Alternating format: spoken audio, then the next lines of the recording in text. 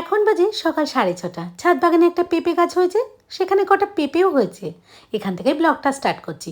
আমার ছেলেটা যেন যদি পছন্দ মতো খাবার না হয় ওর, তাহলে কি বলবে, কি করো সারাদিন তুমি, কোনো কাজই তো করো না, শুধু খাও আর ঘুমাও আর ফোন ঘাটো। আমি বলি তাই বুঝি? তো আমি যখন কাজ করি তুই ঘুমাস, না হলে কলেজে থাকিস, কী করে দেখবি আমি কি কাজ করি? তো আমি সারাদিন কী কী কাজ করি আজকেই তোমাদের সাথে শেয়ার করছি। দেখো, সারা দিন আমি বসতে পারি না। এই দেখো ছাদে না কয়েকটা কুমড়ো গাছ হয়েছে এই টবগুলোর মধ্যে।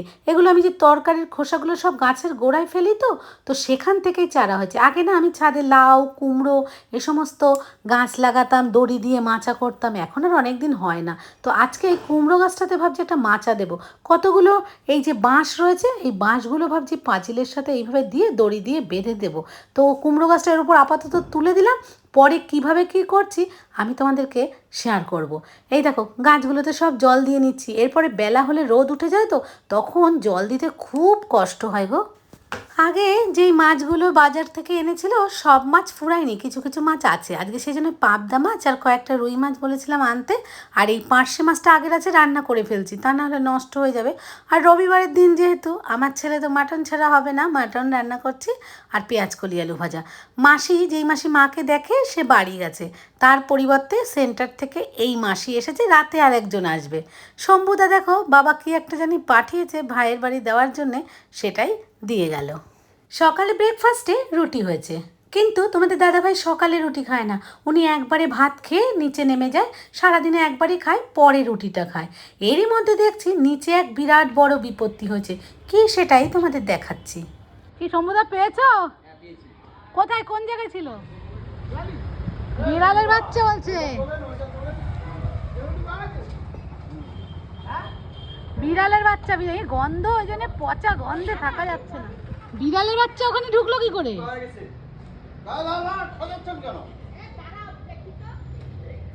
দু তিন দিন ধরে না খুব একটা পচা গন্ধ বেরোচ্ছে, ওপরে একটু কম, আর নিচে যখন তুলসী মন্দিরে যাই জল দিতে তখন তো গন্ধে টিকতে পারছি না। কিন্তু কী যে হয়েছে আমরা কেউ খুঁজে পাচ্ছি না। তো আজকে সবাই মিলে এই যে ড্রেনের যে ঢাকনা দেওয়া, সেই ঢাকনাটা খুলে দেখলো এই যে ছোট্ট গর্ত আছে, এর মধ্যে দিয়ে একটা বিড়ালে বাচ্চা ঢুকে পড়ে মরে আছে, তাই এত গন্ধ। তো পুরো ড্রেনটা পরিষ্কার ওই জন্য করিয়েও নিল একবারে। আর কী কী রান্না করেছি এবার তোমাদের একটু দেখিয়েও দিই। আজকে বেশি কিছু করিনি, পেঁয়াজ কলি আলু ভাজা আর হচ্ছে এই যে পার্শে মাছগুলো ছিল ঝাল করে দিয়েছি। আমার টমেটো দিয়ে বেশি করেই চাটনি করে রেখেছি, কারণ তোমাদের দাদাভাই চাটনি খেতে খুব ভালোবাসে। আর সানডে স্পেশাল মাটনের ঝোল আলু দিয়ে পাতলা পাতলা। তো লাঞ্চ থালিটা সাজিয়েও নিলাম। এই লাঞ্চ থালিটা যে প্রতিদিন সাজে জানো তো কে খায়? আমার হাজব্যান্ডই খায়। তারপরে ও খেয়ে নিচে নেমে গেল, আর তো উঠবে সেই সন্ধেবেলা। আমি এবার আমার কাজ করব, কি করছি দেখো। রাজও তো বাড়িতে নেই, এখনও মনে হয় ঘুমাচ্ছে ছুটির দিন। এই দেখো, এই যে ওয়েকফিট থেকে ডল একটা জাজিম অর্ডার দিয়েছিল, একদম এই যে নরম, শুলেই এপাশ ওপাশ শুধু ডেবে যায়, পাশ ফিরতে খুব কষ্ট হয়, তোমাদের দাদাভাইয়ের অসুবিধা হয়। সেই জন্যে ঘরে একটা এরকম বড় তোষক ছিল, ভাবছি এর ওপর থেকে একটা তোষক পেতে নেব। তো এবার তোষকগুলো তো পেতে বিছানার চাদরে দেখো এই কোনাগুলো না আমি একটু গিট দিয়ে নিই। গিট দিয়ে যদি এই জাজিমের তলায় ঢুকিয়ে দেওয়া হয়, তাহলে মানে এই বিছানার চাদরটা টান টান থাকে, গুটিয়ে যায় না। কারণ চাদর না টান টান না হলে আমার একদম ভালো লাগে না। এবার যারা ঘর মোছার কাজ মানে মোছে, তারা তো চলে গেছে, সারা ঘর তো ধুলোবালিতে আবার ভরে গেছে, তো ঝাঁট দিয়ে নিলাম। এবার এই দিকের ঘরগুলো তো তালা দিয়ে নেমে যাচ্ছি নিচের ঘরে, কারণ নিচের ঘরগুলো আজকে একটু পরিষ্কার পরিচ্ছন্ন করতে হবে। আর এই দেখো ওপরে যে আমার ঘরে এসিটা লাগিয়েছে, সেই এসির বাক্সটা এখনও রয়েছে, ফেলা হয়নি। আর নিচের ঘরগুলোতে কিন্তু সব তালা দেওয়া থাকে, আমি খুব একটা নিচের ঘরে আসি না, এই তালা দেওয়াই থাকে। অর্ধেক ঘরই আমাদের বেশিরভাগ সময় ফাঁকা থাকে। তো ঘরগুলো মাঝে মাঝে একটু মুছি, পরিষ্কার করি, তা না হলে তো একটা ড্যাম ড্যাম গন্ধ বেরোয়, তাই না?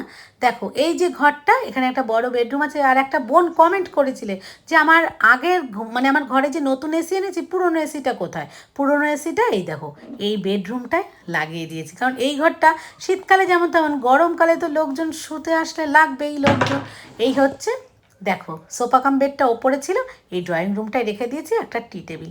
আর একটা বেডরুমও আছে ছোটো মতো।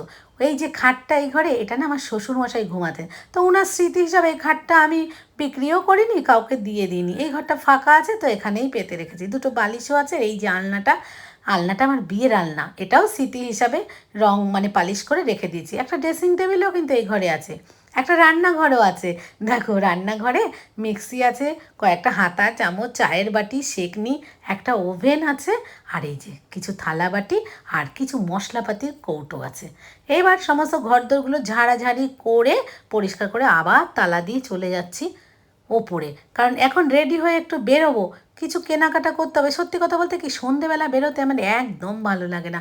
কাজকর্ম সেরে এসে যখন সন্ধেবেলা একটু বসি না, তখন একটু ফোন ঘাঁটি, ভিডিও বানাই, ভিডিও পোস্ট করি, এডিট করি। তো এই যে সাদা সাদা শিটগুলো, এগুলো আমাদের ফ্যাক্টরিতে তৈরি হয়। আমার হাজব্যান্ড কিসের বিজনেস করে, আর একদিন কিন্তু তোমাদের দেখাবো আমাদের যে শিটগুলো তৈরি হয়।